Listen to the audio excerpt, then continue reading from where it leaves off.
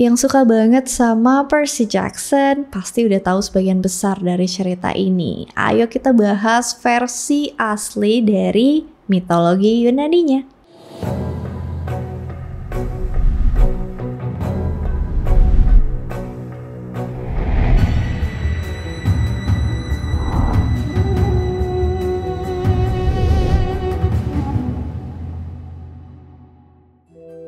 Di Argos, suatu kota yang kuat di Yunani kuno, hiduplah seorang raja, King Acrisius of Argos.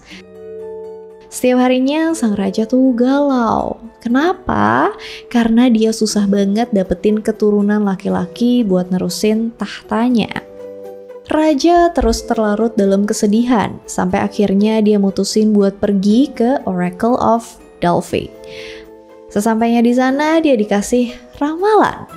Ramalannya ini bikin dia malah tambah sedih. Dia dikasih tahu kalau misalnya dia gak akan pernah bisa punya anak laki-laki. Dan kemanapun dia bersembunyi, dia gak bisa mengelak dari takdirnya. Which is dibunuh dengan cucu laki-lakinya sendiri. Raja Acrisius tuh sebenarnya punya anak, tapi cuma satu. Anak perempuan, namanya Danae. Karena ramalan itu buat melindungi dirinya, dia kurung putrinya ini, Danae, di istana seumur hidupnya. Jadi kayak semacam Rapunzel gitu. Sang putri yang putus asa pun berdoa ke Zeus tanpa henti, minta pertolongan. Zeus yang dengar doa seorang gadis yang lagi kesusahan, as always, jatuh hati dan mutusin buat datang ke tempat sang putri. Zeus merubah wujudnya jadi hujan emas. Jadi dia bisa masuk ke sela-sela istana yang super ketutup itu. Rintik-rintik air hujan yang netes ke seluruh tubuh gadis itu akhirnya membuat gadis itu hamil. Trik lamanya Zeus, biasalah. Waktu terus berjalan dan akhirnya Danae melahirkan seorang putra yang dikasih nama Perseus. Sang raja tahu kalau putrinya melahirkan seorang anak laki-laki. Dia marah banget karena dia sangka saudara laki-lakinya Proetus yang hamilin anaknya. Gak tahu aja dia itu kelakuan dewa. Dia kira saudara laki-lakinya tuh ngincer tahtanya dengan cara hamilin anaknya. Raja yang membabi buta langsung hukum putrinya. Dia kunciin putri dan cucunya di sebuah kotak kayu dan buang mereka ke laut. Dia mikirnya tuh, para dewa gak bakal hukum dia. Toh dia gak bunuh anak sama cucunya, dia cuma buang doang.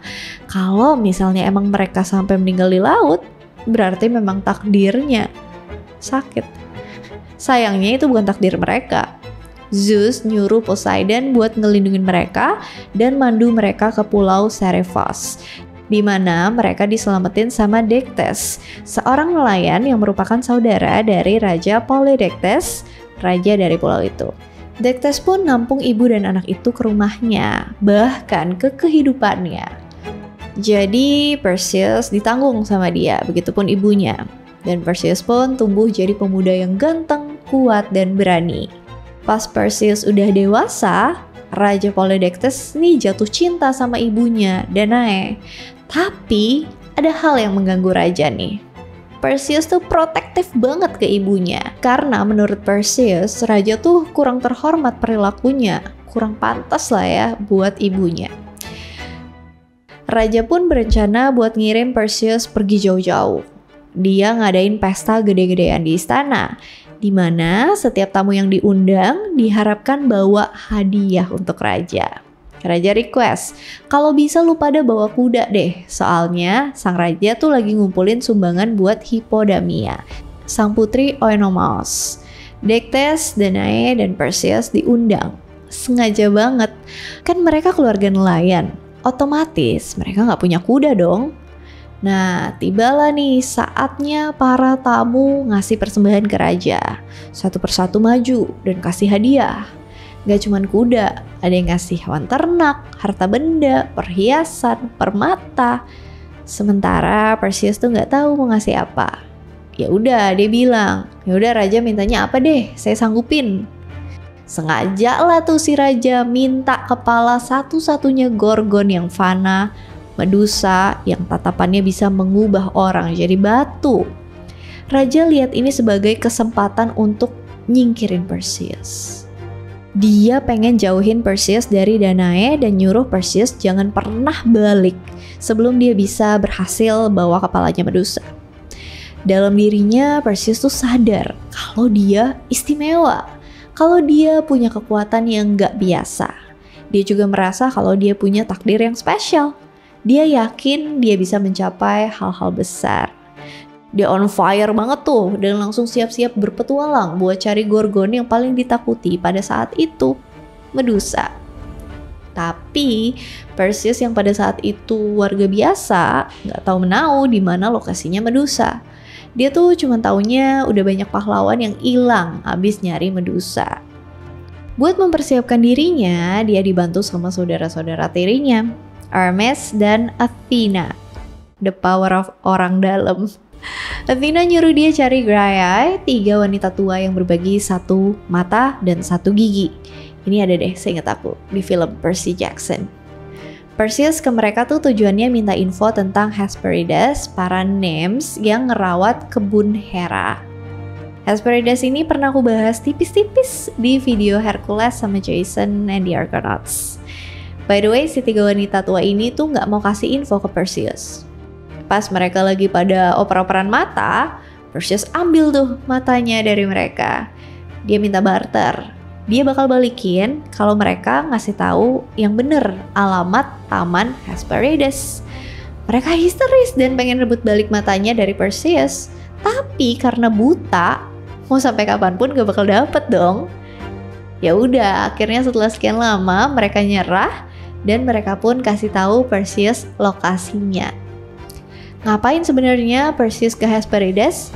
Biar dia dapat banyak senjata dan armor pendukung. Pas Perseus sampai, ternyata para nymphs itu udah pada nungguin dia. Seolah-olah memang mereka tahu Perseus bakalan ke situ. Dari Hesperides dia nerima ransel atau kebeses buat nampung kepala Medusa dengan aman. Perseus juga dipersenjatai sama para dewa. Zeus kasih dia pedang adamantine buat menggal kepala Medusa. Pedang ini ditempa sama Hephaestus, dewa pandai besinya Olympus. Perseus juga dikasih helm kegelapan Hades buat sembunyi. Helm invisible-nya Hades itu loh. Dari Hermes tuh pinjemin sendal bersayapnya buat terbang, buat kabur dari Medusa. Dan Athena kasih dia perisai perunggu. Dari para nymphs ini, dia diceritain kisah Medusa yang sebenarnya.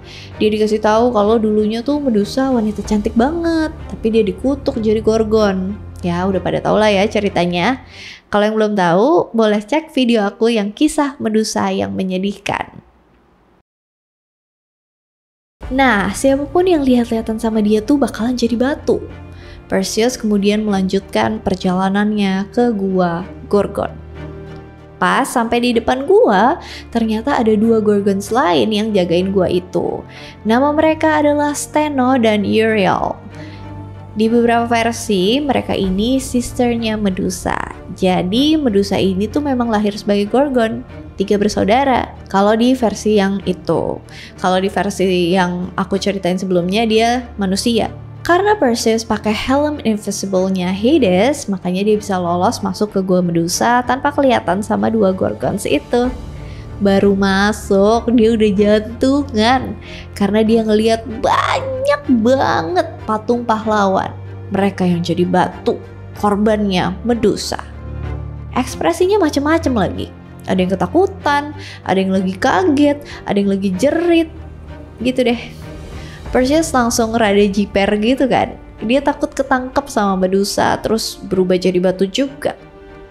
Dari tamengnya yang dikasih Athena, dia bisa lihat pantulannya Medusa lagi ngarahin panahnya ke dia. Shieldnya itu dipoles kinclong banget sampai kayak kaca. Pas dia dipanah, dia berhasil ngelak berkat shieldnya yang kinclong itu. Terus Medusa nyamperin dia. Pas mau diserang, Perseus berhasil ngelak dan langsung nebas kepalanya. Dari darah di lehernya lahirlah atau keluarlah Pegasus dan raksasa emas Chrysaor. Habis itu kepala Medusa dia simpen di dalam tas khusus yang dikasih sama para peri Hesperides tadi. Dia pun pulang. Di perjalanan pulang, dia capek banget dan sempat ngaso sebentar di Taman Hesperides. Di sana, dia ketemu sama Chiron Atlas. Chiron yang dihukum buat nahan bumi seumur hidupnya. Si Perseus nih self-proclaimed. Dia bilang dirinya son of Zeus. Cailah, bangga banget jadi anak Zeus. Gak tahu aja jumlah anaknya hampir 80% warga di mitologi Yunani. Dia bilang dia son of Zeus dan dia baru aja nebas kepalanya Gorgon Medusa. Atlas gak percaya dong. Dia bilang, "Dih, ini manusia biasa ngomong gede. Mau tipu-tipu Titan kayak gue. Gak kemakan sama gue. Pergi lu sana." Perseus yang tersinggung langsung keluarin kepala Medusa dari tasnya dan kasih lihat buktinya ke Atlas. Chiron itu pun sekejap berubah jadi batu. Karena dia raksasa, dia jadi gunung batu besar. Dan puncak gunung itu masih menahan langit. Kalau dilihat ya, semacam kayak menyentuh langit gitu. Dekat situ ada kerajaan Ethiopia. Kerajaan ini dipimpin sama Raja Cepheus dan Ratu Cassiopeia. Ratu ini tuh sombong banget. Dia kan punya anak cantik banget. Kayak dia jadi jumawa. Dia jadi membual kalau anaknya itu, si Andromeda, adalah gadis tercantik. Bahkan saking cantiknya, Nereid pun kalah. FYI, istrinya Poseidon, si Amphitrite itu adalah salah satu Nereid. Poseidon dan sang istri merasa tersinggung. Kecantikan Nereid tuh disama-samain sama manusia biasa. Jadi Poseidon menghukum kota itu. Dia taruh monster laut Cetus di kota itu. Monster laut itu langsung jadi ancaman buat kota itu. Kota itu bakalan dihancurin. Cara nenangin monster laut ini tuh cuma satu, yaitu kasih tumbal yang diikat. Tumbalnya tidak lain, tidak bukan adalah Andromeda. Buat nyelamatin kotanya, sang raja mutusin buat persembahin putrinya sendiri sebagai korban. Andromeda pun dirantai di tebing batu sebagai persembahan. Kebetulan banget nih, Babang Perseus lagi lewat, lagi terbang pakai sendalnya Hermes. Dia terpesona banget sama wanita cantik yang lagi dirantai di batu. Tiba-tiba pas dia lagi mau PDKT-in, dari laut muncul monster gede, serem yang mau makan cewek cantik itu. Perseus, our hero yang gagah berani, gak ada ngeri-ngerinya, langsung hadepin sang monster. Dia tebas tuh Cetus pakai pedangnya. Muncratan darahnya dan air laut kena ke sendal terbangnya, alhasil basah dan gak bisa terbang lagi. Dan Perseus pun turun ke tebing batu sambil tetap ngelawan Cetus. Perseus berhasil nusuk monster itu dan monster itu pun terbunuh. Habis itu Perseus bebasin sang putri. Kota dan sang putri pun terselamatkan. Sebagai imbalannya, Perseus dinikahin sama putri cantik Andromeda. Tapi kabarnya nih, sebelum nikah sama Perseus, Andromeda tuh udah sempat bertunangan sama Phineus. Ada dugaan bahwa motif Phineus nikahin Andromeda tuh cuma buat ngincer tahta. Dia sebenarnya nggak terlalu tertarik sama si Andromeda. Dia juga nggak ngelakuin apapun buat bantu Andromeda atau kotanya. Tapi Phineus nih tetap nggak terima Andromeda nikah sama Perseus. Habis itu dia berkomplot ngelawan Perseus. Pertempuran sengit pun terjadi. Tapi dia kalah sih, karena Perseus ngubah dia dan konspirator lainnya jadi batu pakai kepala Medusa. Habis nikah, sang istri dibawa pulang ke Seriphos. Tinggal sisa satu hal yang harus dilakuin, antar kepala Medusa ke raja. Pas Perseus lagi terbang lewatin gurun Libya, menurut Apollonius dari Rhodes, dia kan sambil nenteng kepala Medusa tuh. Tetesan darah Medusa yang jatuh menciptakan ras ular beracun yang salah satunya bunuh salah satu Argonaut yang namanya Mopsus. Oke, setelah udah terbang-terbang, Perseus udah deket kotanya nih. Dia udah ngebayang, deg-degan, bakal jadi pahlawan kota nih gue. Sayangnya kenyataan selalu tidak seindah itu, Ferguson. Begitu sampai, Perseus dapat kenyataan pahit. Ibunya Danae terpaksa tinggal di istana dan disiksa sama raja. Untungnya ada Dektes, dia bantu Danae kabur dan ngungsi ke kuil Dewi Athena. Jadi mamanya Perseus tuh aman dari siksaan sang raja. Raja dengar kabar kalau Perseus udah pulang. Dia langsung ngerahit pasukannya buat ngelindungin istana. Perseus ngerasa dihina habis-habisan dan ngamuk banget dong karena ibunya digituin. Dia langsung mau bales raja. Apalagi sekarang dia kan udah dianggap sebagai pahlawan nih. Jadi udah gampang buat dia ngumpulin pasukan. Banyak pengikutnya. Dan pertempuran besar-besaran pun terjadi. Sayangnya tentara istana jumlahnya jauh lebih banyak dan pasukan Perseus terancam kalah. Perseus yang kepepet langsung teriak, "Yang merasa teman gue, tutup mata kalian semua sekarang!" Perseus langsung keluarin kepala Medusa dan semua musuhnya berubah jadi batu. Raja yang ketakutan ngumpet sambil berlutut di belakang tahtanya. Perseus kesel banget kan karena raja ini tuh udah nyiksa ibunya. Tapi ternyata sosoknya ini pengecut. Dia pun keluarin kepala Medusa dan mengabadikan kepengecutannya jadi batu selamanya.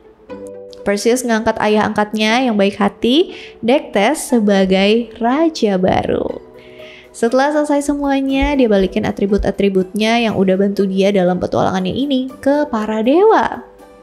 Dia satuin kepala Medusa ke perisainya Athena. Ini baru pahlawan. Sayang orang tua, gak lupa balas budi ke ayah angkatnya yang udah nampung dan besarin dia, juga lindungin ibunya. Dan yang paling penting, dia tuh gak lupa diri dan balikin semua pinjaman yang udah dikasih ke dia setelah tugasnya selesai. Dan popularitasnya tuh menyebar ke seluruh Yunani. Rumor pun menyebar tentang dia bakalan balik ke Argos buat balas dendam ke kakeknya yang udah buang dia dan ibunya dulu. Rumor ini nyampe ke sang raja, kakeknya, Raja Akresius. Akresius udah ngeri aja nih, ramalannya tuh benar-benar terjadi. Dia pun kabur dari kerajaannya dan sembunyi ke Thessaly.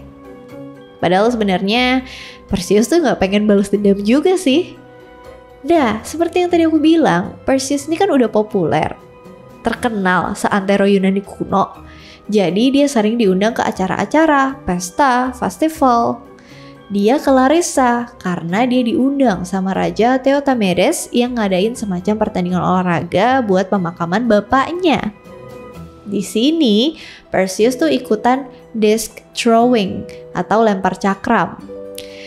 Ternyata lemparannya itu membelok dan gak sengaja ngenain salah satu pria tua yang lagi nontonin pertandingan itu. Ternyata pria tua itu adalah Akresius, kakeknya, dan dia meninggal seketika.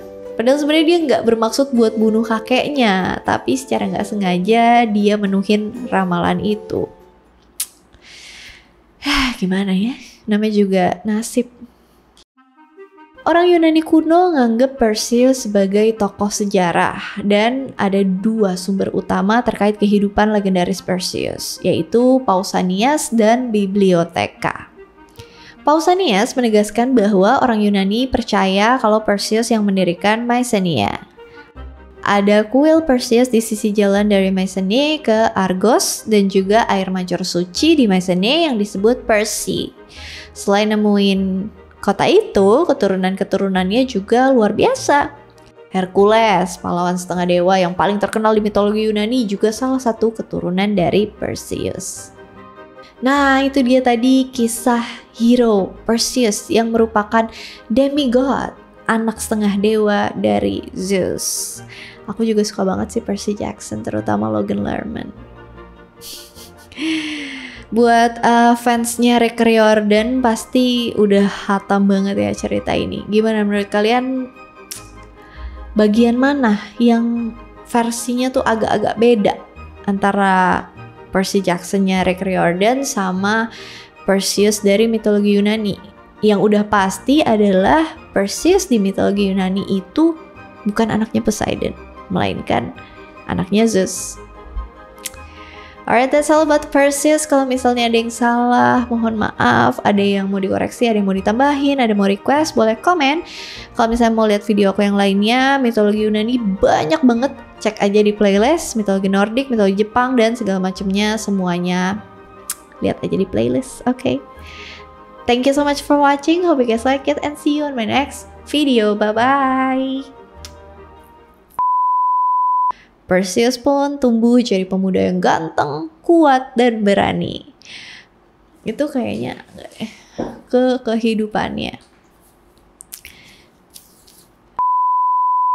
Kayaknya salah deh. Sebentar. Graiai. Habis itu Perseus bebasin sang putri, kota dan sang pustri. Pria tua itu adalah Acrisius, kakeknya, dan dia meninggal kepegang